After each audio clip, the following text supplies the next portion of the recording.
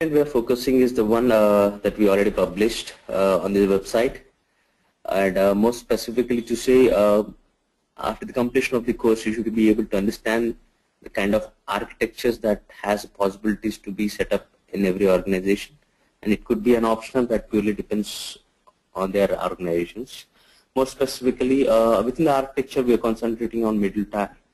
From Weblogic server perspective, how do you create domains, how do you create servers, the configuration and stuff, installation, configuration of Weblogic server product, and certain administration tasks that you need to mandatory need to follow, certain thumb rules that I can say you more clearly. After that, we'll be setting up clusters and distributed applications and the resources to the cluster. This is purely for high availability, and failover concepts comes into picture when we talk about cluster. After that, we are going to concentrate on configuring any of web server. Okay, we know any of web server, HTTP server as a web tier in front of Oracle Weblogic server, so that it can do a load balancing or forwarding the request, which has a capability to do a filtering and security cancel can be set up. So that module can also be covered, and we'll be taking part of it as a part of web tier in front of Weblogic. And we'll be deploying more specifically certain kind of deployments of JTU compliant applications. The format, how do you build up, how do you create it up, and what are the different types of application deployment that we do, and what are the possible monitoring levels that you can do from Weblogic side. And once you're aware of it, there are certain more important two more topics called JMS, Java Messaging Service, which is one of a formulated service which is purely built on Java API, and the product is part of it, having part of it the module as a module, and which has capability to connect to different resources apart from our middle tier. So different resources, I mean to say, the messaging systems, something like IBM MQ or ActiveMQ. It could be anything part of it. So we can have a look into it, what are the possibilities and what are the different levels where the monitoring can be set up as well. Moreover, apart from that, there is one more module called security. Security is nothing but purely how do you protect your resources. Whatever resources that you are going to deploy, that you are going to host on Weblogic application server, how do you control them? How do you secure them? How do you protect them? Again, securing and protection is mandatory for every resource that you host on any of the server, so that unauthorized users or hackers couldn't access the resources on the hosting machines. And moreover, that's a overall agenda of our sessions. Moreover, let's drive up with the course description. It's the same pattern which talks more internally on it. All installation, configuration of a domain. Once the domain is set up, the usage of the template is one of the concept again. When you want to deploy the same environment in different physical machines, where the template comes into picture. After that, we'll see the in-depth of admin console and WLST. How do you do the configuration and the monitoring levels as GUI as well as the command line. And then configuring managed servers, how do you start up, what are the different options when the issue comes up, how do you take up the scenarios. And then comes with the node manager, is one of the advanced level of module which helps you manage servers to auto control, startup, and which has a different configuration files as well that we're going to look into it. After that, one more important point is how to view and manage logs. What are the different logging concepts comes into picture, and more specifically the log filters. It's one of the pattern where you can identify by redirecting the log to a different file, and the way of identifying and analyzing that comes into picture. And deployment concepts comes into picture, the manual way, automation way, and we'll be concentrating on admin console deployment, command line as well as an alternate WLST, and we can also see using a ANT tool as well as an option to use the deployment. Then we'll be concentrating on certain deployment descriptors, which is specific to Weblogic, and we'll be concentrating with certain applications deploying the features and also seeing the functionality, how exactly that it differs from ordinary web applications.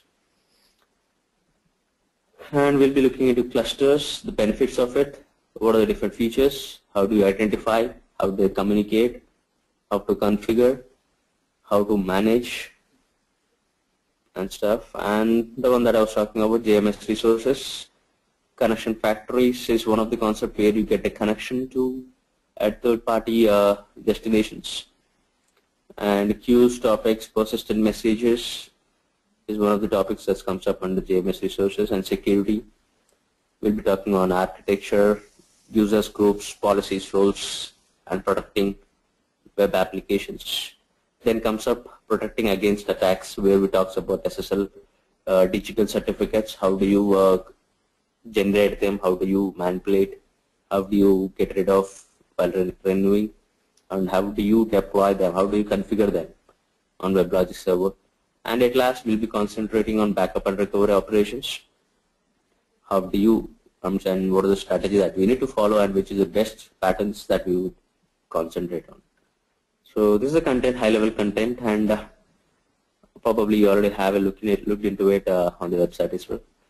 So apart from this, so in today's demo session, I'll be focusing on certain terminologies as a prerequisite that we were expecting that everyone needs to be aware of. If you're already having a pen experience and knowledge on Java, that would be well sufficient enough.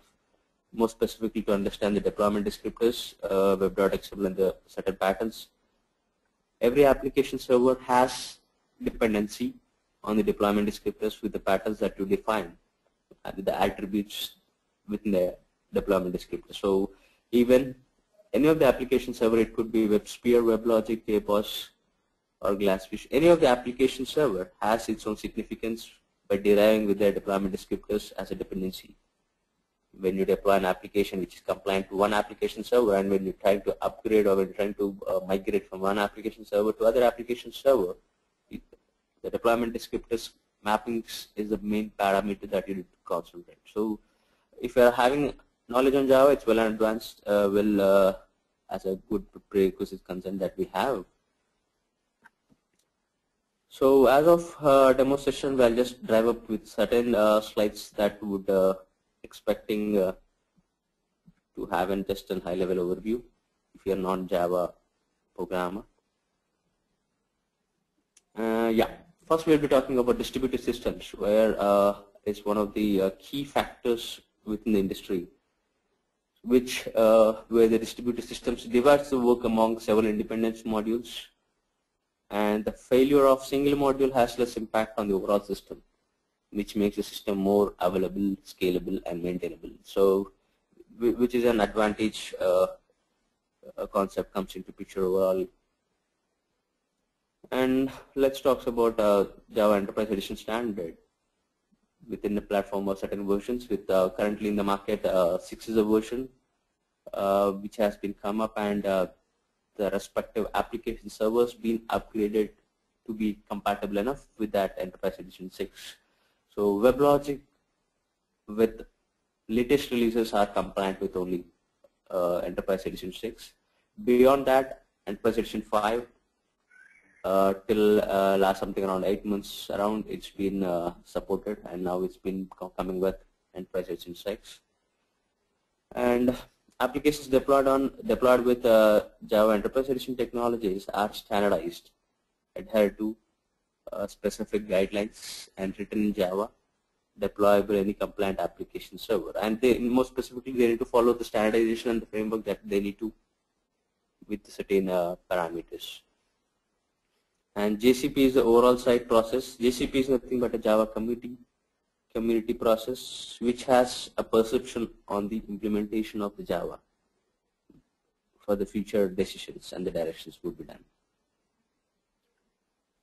And here is the architecture which I would like to really concentrate, because all our application servers, like more specifically Weblogic application server, is being derived from the same compliant application server. So they follow the same architecture which has support to Java Enterprise Edition, where in the left side you see the web clients, applets, or client applications. These are all the clients which interacts with server where Weblogic is being hosted, and it's a compliant application server with Java Enterprise Edition, which has a web container and the EJB container. These are the two containers that formulates an application server with support to the services. So the below box shows you the services which are supported with. So JNDI is one of the formulation service which helps the naming directory server interface, Java naming and directory interface, and JAS comes into picture. Is one of the service which is Java authentication and authorization service. JMX, Java messaging extensions. JMS, Java messaging service. JDBC, Java database connectivity. Transactions, JDA transactions level. RMI, remote method invocation. And JAX web service. These all are this kind of a services which has support with the containers. So the upper one says are the two containers which formulates application server. One is web container and the other one is an enterprise edition level EJB container, which has capability with the services which supports to connect to the third party resources. Third party resources, if I say here, that could be an LDAP, third party LDAP, which is a directory services, and the other one is an RDBMS, which is an remote database management systems, COBA, and that could be then one more Java application. Messaging queue. Messaging queue is a messaging system which is outside the environment. Example IBM MQ, and it could, and apart from that, it could be a web service. The third-party web services which has been hosted on a different system. So either of these resources, with the help of these services, the container would derive and has a capability to connect. It has a capability to interact more specifically. A high level on certain terminologies. First one comes with Java servlets, which is a Java program that executes on the server accepting client requests and generating dynamic responses. And most prevalent type of servlet is an HTTP servlet that accepts HTTP requests and generates HTTP responses. And servlets do not just generate HTML and can be used to generate other MIME types such as images. Just an example.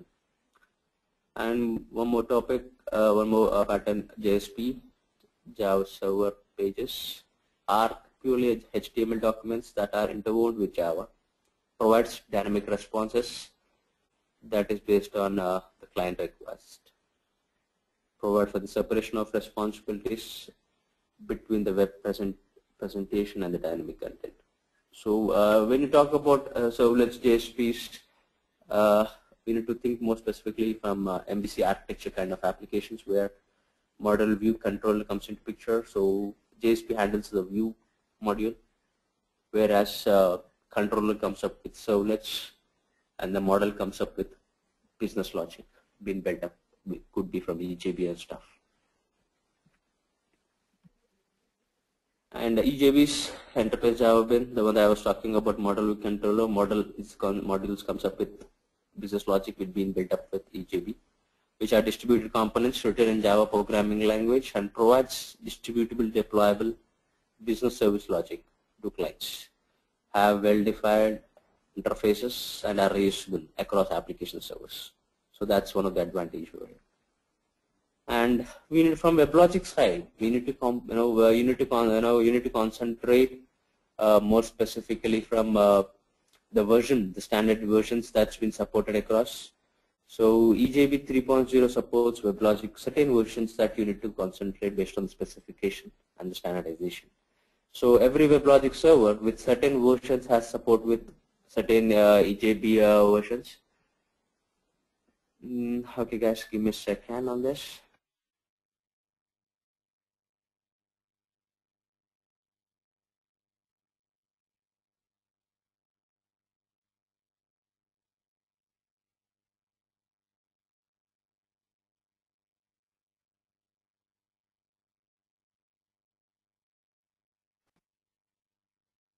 So more specifically, you need to concentrate.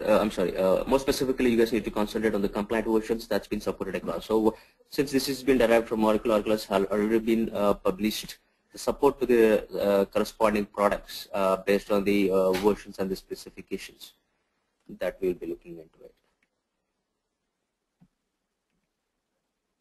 And now Java database connectivity. JDBC is the service that I was showing up in the architecture, which we are going to concentrate as one of the topic in our sessions, which helps. It's a standard Java interface which helps in accessing heterogeneous databases. So there are multiple databases support which has the respective drivers comes into picture, which helps to connect to database.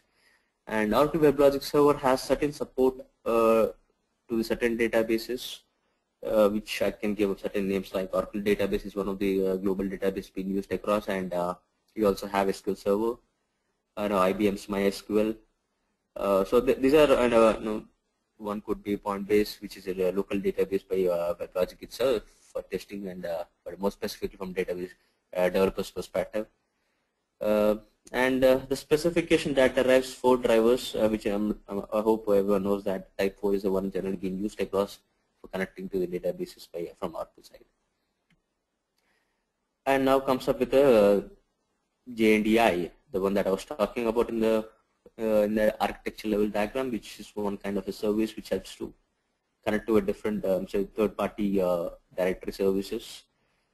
JNDI is nothing but a Java naming and directory interface. It's purely built on Java API for accessing naming and directory services, built as a layer over DNS, LDAP, and so on. So if you see the diagram, an application code built up by the developers would interact with the JNDI API, and the respective naming manager comes into picture, and which would helps to interact with the services being published. When you talk with JNDI, you need to know about JNDI tree that resides on the server side. So every application server does maintain a JNDI tree where the initial lookup being done from the application developer's perspective to do a lookup on certain JNDI names, which has been derived on the server side, to do a lookup and use those resources to connect to the third-party resources. Something like, I can give you an example. When you try to connect to a database from Weblogic server, the database configuration which you derive on Weblogic specified with a JNDI name, wherein the developers would use that JNDI name to interact from their application code by doing an initial context lookup onto this JNDI tree, where this JNDI tree will reside on Weblogic server to get that resource from Weblogic to interact with the database. That's how can come up. So we'll be looking into this JNDI tree more specifically from Weblogic side when we're talking on this our regular sessions. Now let's talk on Java messaging service that I was talking about. Is one of the service which we're going to talk more on our regular sessions, but just a high level discussion let's have. JMS is a Java API for accessing message-oriented middleware. So when you talk with accessing message-oriented middleware, Weblogic also maintains message-oriented services, which helps to connect to that. From there, apart from it, you can also think on IBM MQ. IBM MQ is purely a messaging product, and JMS helps to connect to that as well. So any of the messaging service products, IBM MQ one of it, ActiveMQ, and Mango MQ. There are certain MQ systems as well, which helps us since it's purely a Java-based API being used to interact. And the most interface supports are point-to-point domain. That's nothing but a one-to-one interaction. Public subscribe model as well. That's nothing but you will have a public one message being published, and you have multiple subscribers who subscribe to that system will get the same message. That kind of a one-to-many kind of a model. And guaranteed delivery, message delivery. That's nothing but assume that when you try to send up a message from one system to other system, if the destination is not available at that moment, whenever the message is being generated and is published. So what exactly is the scenario comes into picture? The message, we should not make sure that the message is lost if the destination is not available. So that's a kind of a model we're going to talk, a guarantee message delivery, even if the resource is not available at the destination side. We should make sure that the message is being delivered to the destination whenever the destination becomes active. So that's called guarantee message delivery, and we'll be talking more on persistent store of messages during this point. So we'll be focusing to talk on persistent messaging system. That's called where the messages will be stored on the persistent store, where to have the concept of guarantee message delivery comes into picture if the destination is not active. And transactional participation, which you have a global transactions and the local transactions comes into picture. Then we'll be talking on dynamic configurable services, application or system scoped resources comes into picture that we're going to concentrate on from the deployment descriptors perspective. Apart from that, JAS is nothing but a Java authentication and authorization service, which is purely been built on Java-based security management framework. And JAS supports single sign-on and a pluggable authentication module. So we'll be concentrating not more on single sign-on, and we don't have support systems, but we will be concentrating how do you restrict the resources of how do you secure your resources from web application perspective. And JAS also enables flexible control over authorization, whether it is based on users, groups, and roles. So we'll be focusing more on roles and policies. How do you sit? How do you have? What are the different options we have from Weblogic perspective? Apart from Weblogic perspective, we can also look into it from application perspective. What are the options that we have that you'll be concentrating? We'll be looking into it. JMX, which is nothing but a Java message, Java management extensions, which defines the standard infrastructure to manage device from Java programs. So apart from Weblogic, apart from our middleware resources, we also have a management options, management monitoring level stuff which can be done from JMX from Java programming as well. And decouples the managed device from the management tools. The specification describes MBeans, which are the building blocks of JMX. So JMX has a capability to directly invoke certain MBeans which is being restored on the Weblogic. So here's the point. MBeans are certain objects being delivered at the Weblogic side, where the management tool, the JMX tool, has capability to interact directly with the JMX to get the attributes, definitions, values at runtime. Now we'll be talking on client applications. So the client applications interacts with Weblogic server through certain protocols, so which the client accepts. And we also have a types of clients when we talk on that could be a standalone Java applications or applets within a browser. So either one can be a capability to generate a request and getting up a response, but the response has been sent from based on the request based on the request resource, which is based on the availability on that particular server. So either that the response could be delivered either from the web container or it could be from EJB container. But end of the day, you would be getting a response for the request being generated from the client side, and the response being delivered to client. Now let's talk on web client, where the protocol would differ from earlier client applications. Here the protocol supported is with HTTP using JSP or servlets, and the type of web clients we have is browser and the web service that has the capability to generate a request, which would be delivered by the web container. Now we'll be talking on proxy server. Proxy server is one of the concept again, which is a kind of a middle tier resources, where the proxy could be a HTTP server or else the other resources which has a capability to forward requests to other machines and can be used as a level of indirection and security, can be used to do a load balancing as well to the servers at the destination side. A reverse proxy is a web page cache as well. There is a possibility as well to have a reverse proxy in that scenario. So if you see the diagram, the left side you have a client, and the right side you have a servers, where the proxy is in the middle layer, which the request will be forwarded or do a load balancing from that to the destination side. Web server provides web content, so that the content that's been delivered on the web server would be delivered by it, and it would communicate via HTTP, FTP, and go on other protocols as well, and can handle CGI request and can do a proxy, some request to the application server as well.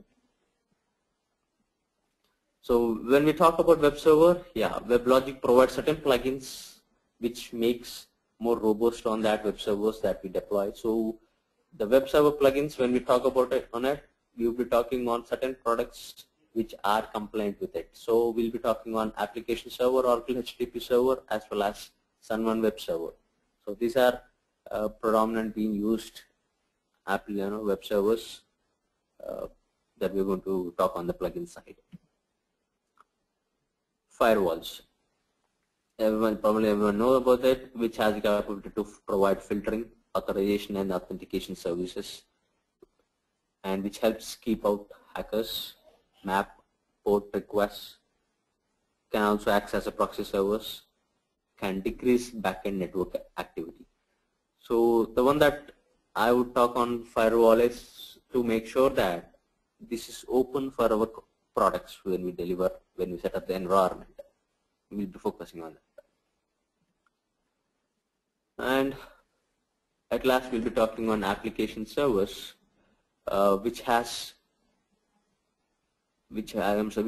the services that support the execution and availability of deployed applications on these application servers, and which also has a capability to handle heavier processing cores than web servers. So if you see the diagram, and when we talk about application servers, every application server, it could be Weblogic, Weblogic WebSphere, or JBoss. Every application server has the capability of having web container and EJB container with certain services which are support to it. But the most important that you need to concentrate is the implementation. The implementation really differs from application server to application server, and which you need to focus on to understand the concept. That's it. Here is a high-level architecture of the configuration where you have the setup with the multiple products comes into picture. Left side you have a clients which will be followed by the firewall. Again, it's purely an optional way. It might or it may not, but just in high level. Where you have a clients which could certain have firewalls, or it couldn't have firewalls, which would go on internet and which would go on certain private networks of certain applications which has been hosted on. Again, that would be hit by the firewall, which would do a filtering of the requests and would be pushed to the web servers where the plugin comes into picture, and then forward by the application servers. Same way, the one more configuration where you couldn't see web server. That's the difference over here. You don't have a web server here. You just have a web server at the last. That's just a difference, and which has, and the application service has the capability to connect to the local clients on it, or it could be a database.